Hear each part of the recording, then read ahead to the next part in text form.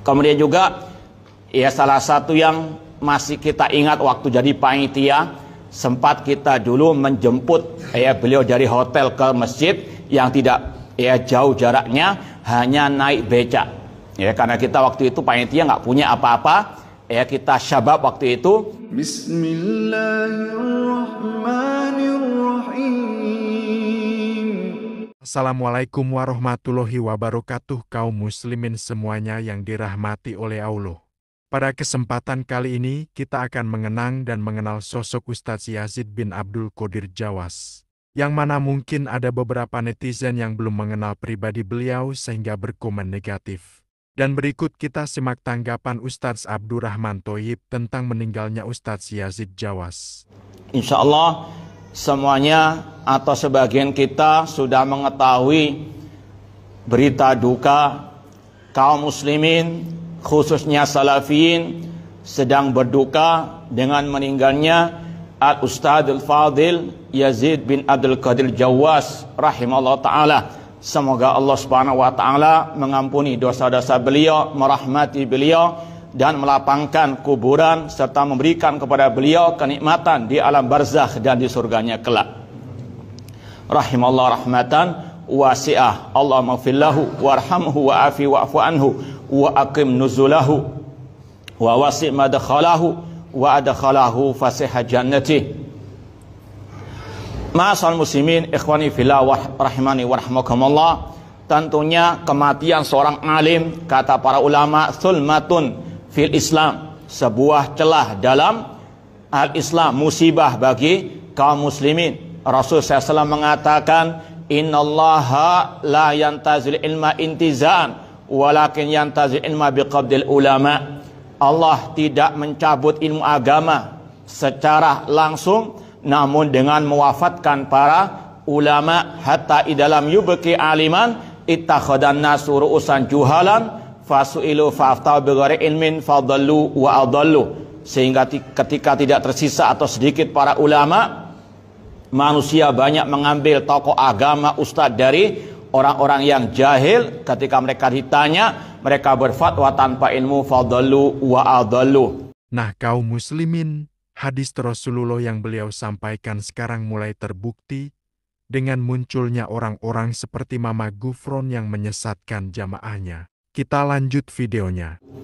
Sekedar napak tilas mengenang masa lalu, sekedar menjalankan firman Allah, wa amma bi ni'mati rabbika fahaddits.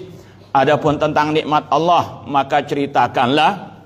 Bahwa pertama kali Al-Faqir yang berbicara di sini bertemu dan belajar dari beliau 30 tahun yang lalu, kurang lebih tahun 1994, ketika ana masih duduk di bangku SMA di Surabaya. Beliau pertama kali yang datang ke Surabaya mengadakan ataupun diundang untuk berceramah, untuk mengadakan tabligh akbar, dan alhamdulillah ana termasuk salah satu panitia di situ. Dan sekali lagi, ini adalah nikmat yang luar biasa, dan semoga ini sebagai pemberat timbangan amal kebaikan beliau di akhirat kelak. Ikhwani fillah wa akhwati rahmani wa rahmakumullah. Pada tahun tersebut beliau banyak datang atau sering datang ke Surabaya menyampaikan khususnya yang berkaitan dengan akidah dan manhaj, dan itu yang tidak bisa dipungkiri oleh setiap yang tahu bagaimana akidah dan manhaj beliau, terutama dalam berdakwah. Beliau mulai dari awal sampai akhir hayat beliau senantiasa memprioritaskan dakwah kepada akidah dan manhaj Ahlus Sunnah wal Jamaah. Kita masih ingat 30 tahun yang lalu beliau datang ke Surabaya, tabligh akbar berkaitan dengan kitab akidah Ahlus Sunnah wa I'tiqaduddin. Itu beberapa kali beliau datang untuk melanjutkan kajian-kajian kitab tersebut. Tidak langsung selesai satu kali pertemuan, namun beberapa kali beliau datang ke Surabaya untuk menyampaikan pengajian kitab Aslus Sunnah wa I'tiqaduddin tentang akidah Ahlussunnah wal Jamaah yang ditulis oleh Ar-Razian, Al-Imam Abu Hatim Ar-Razi dan Abu Zur'ah Ar-Razi rahimahumullahu ta'ala. Demikian pula beliau menyampaikan pembahasan manhaj Ahlussunnah dalam menimba ilmu agama ataupun dalam talaqi, dalam beragama. Itu yang beliau terus tekankan, tegaskan. Dan inilah yang menjadi inspirasi bagi kita sampai detik ini untuk melanjutkan tongkat estafet beliau dalam berdakwah menyampaikan akidah dan manhaj. Semoga Allah Subhanahu wa taala menganugerahkan kepada beliau husnul khotimah dan juga kepada kita semuanya, dan semoga Allah Subhanahu wa taala menganugerahkan kepada kita keistiqomahan dalam berpegang teguh dengan akidah dan manhaj salaf sampai akhir hayat nanti. Amin. Amin ya robbal alamin. Di sini kita tahu bahwa Ustadz Yazid Jawas ini orang yang memprioritaskan dakwah sunnah. Bahkan sejak 30 tahun yang lalu, kita lanjut videonya kaum muslimin.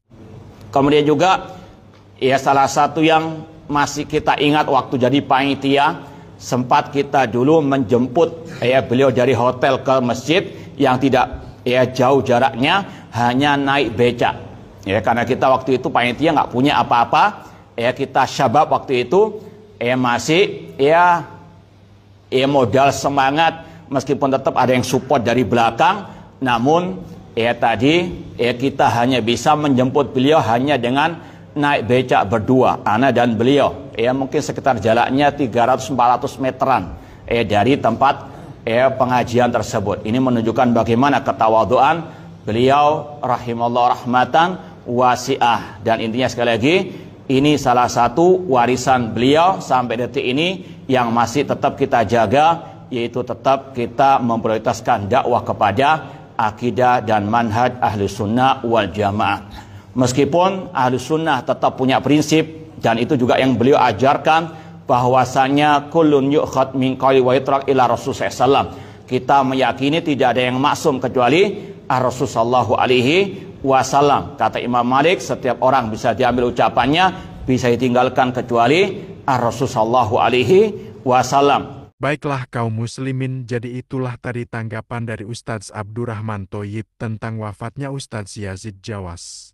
Dan beliau tadi bahkan menceritakan bagaimana kegigihan dan ketawaduan Ustadz Yazid.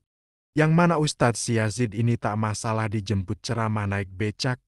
Bahkan di video sebelumnya, Ustadz Syafiq Basalamah menjelaskan Ustadz Yazid ini dulu mengisi kajian berangkat sendiri, bawa minum sendiri.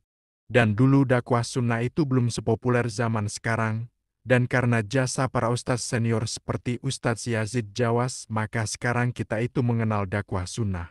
Sekarang istilah manhaj salaf sudah populer di Indonesia. Semoga pahala jariah terus mengalir ke kubur Ustadz Yazid Jawas sampai hari kiamat. Yang terakhir, semoga kita semua ditunjuki dan istiqomah di jalan sunnah. Maaf jika ada salah kata. Wallahu a'lam bishawab. Wassalamualaikum warahmatullahi wabarakatuh.